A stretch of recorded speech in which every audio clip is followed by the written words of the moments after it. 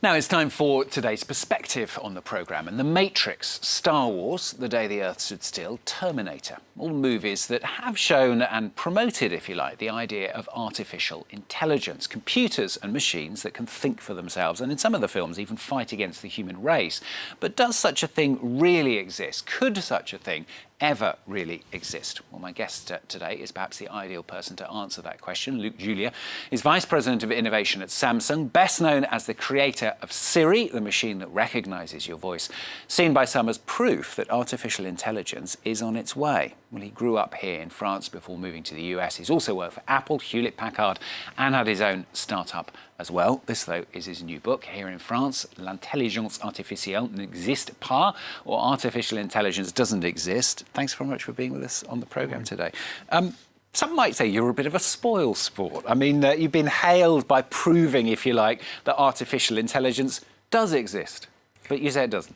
So what I wanted to say basically is that the artificial intelligence that you just described, the one that is, in the films, in the movies, the Hollywood artificial intelligence, this one doesn't exist. And with the techniques that we are using today, which are basically, mathematics and statistics, it will never exist. Okay, there won't be anything like, this superior intelligence that is going to ever. Okay. With the techniques that we are using. I cannot say about tomorrow if we do some biology or something else, maybe. But with the current techniques, it's impossible. So we can do some cool stuff. We are doing a lot of cool stuff. What we call machine learning, deep learning, what is, the speech recognition like Siri and stuff like that. It's cool. It's doing a lot of good for humanity, and in medicine and stuff like that. But the Hollywood one that is scary, we shouldn't be scared about that. It's just a tool. It's a tool that we are building, and it's a tool that we are controlling.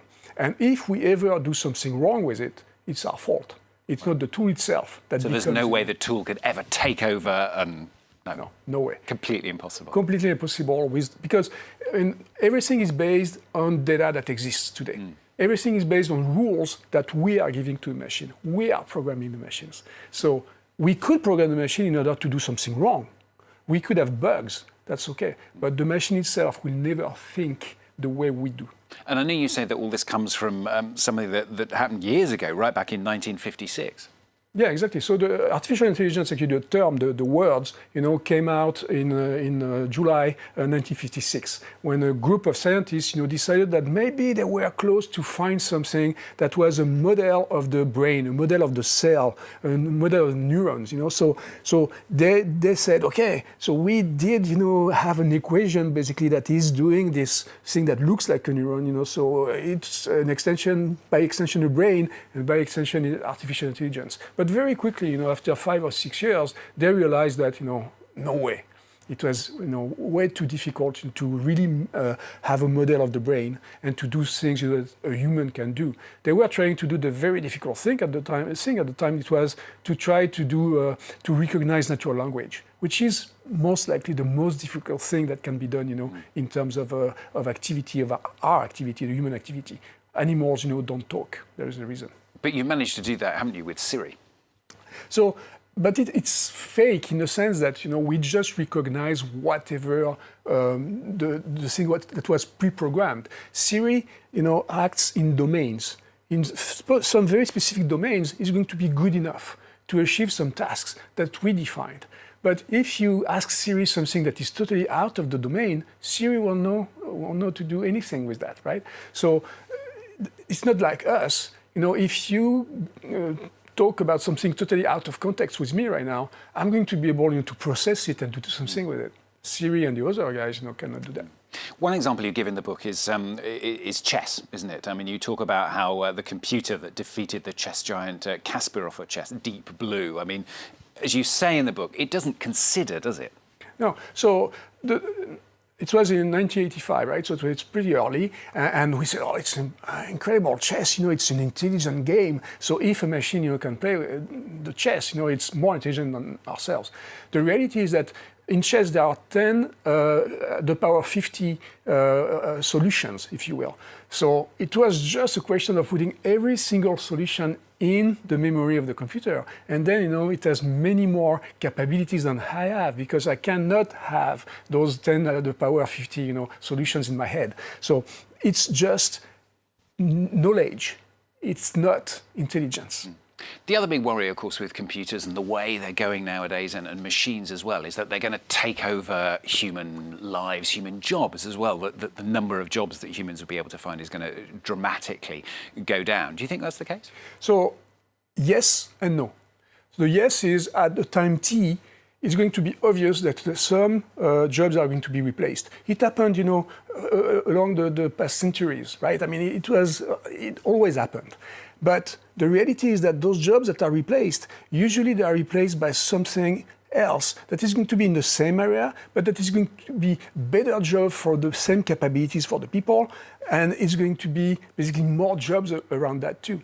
There is something that is very obvious to me is that in France, for instance, we did, I think, miss the revolution in the 80s when robotics, came in the industry, and we missed our industry basically. If you look in Germany, they did go with robots, right? We didn't in France because we were afraid that it was going to replace, jobs. They did in Germany, we didn't. We lost our industry altogether. And Germany, not only they didn't lose their industry, but their employment rate, is very low compared to us. So we need to think about that. You're quite critical in the book, aren't you, about France? I'm critical because I love it, right? I mean, of course, and I'm seeing something that we did wrong that I think we are doing much better now. In the past 5 years, I would say, with the French Tech and stuff like that, that was done by Fleur Pellerin here. I think that we are doing much better in terms of exposing our capabilities in terms of mathematics and innovation. So, but that's true that for me it's frustrating that I see, in the Silicon Valley, all those French guys all over the place that are succeeding, doing some incredible stuff. I mean, we should have been able to do that in France. You talk in the book, don't you, about how you came out of university and you went straight to the US because you just thought here in France it's not going to... And part of that, you say, is to do with the French character as well, and that coming up with ideas and bouncing ideas off people just doesn't really happen, or didn't really happen. Didn't really. I think that it's better now with this French Tech thing, for the past 5 years. But at the time, that's true that it was very, very difficult, to basically compete, in a good way. You've come back to France now, though, haven't you? I'm actually not. I'm in the States, but I have opened an office in Paris to take advantage of those, very smart engineers for a lab for Samsung. Yeah, and does that please you, being able to come back here as well and set that up here in your home country? Of course, yeah. I mean, I know the capabilities of those guys, and they are incredible. I mean, our engineers are just incredible. So, yes, I'm very happy to be able to work with them, and somehow, I'm happy to give something back to my country as well. Good to end on that. Luc Julia, thanks very much for coming in and talking to us today. So that's the book in French, L'intelligence artificielle n'existe pas. You were telling me just before we came in, it's coming out in English today. Tomorrow, yeah. Tomorrow, in fact. Okay, tomorrow. So you can get hold of it in English as well. Thanks very much for coming in and talking to us on the programme today.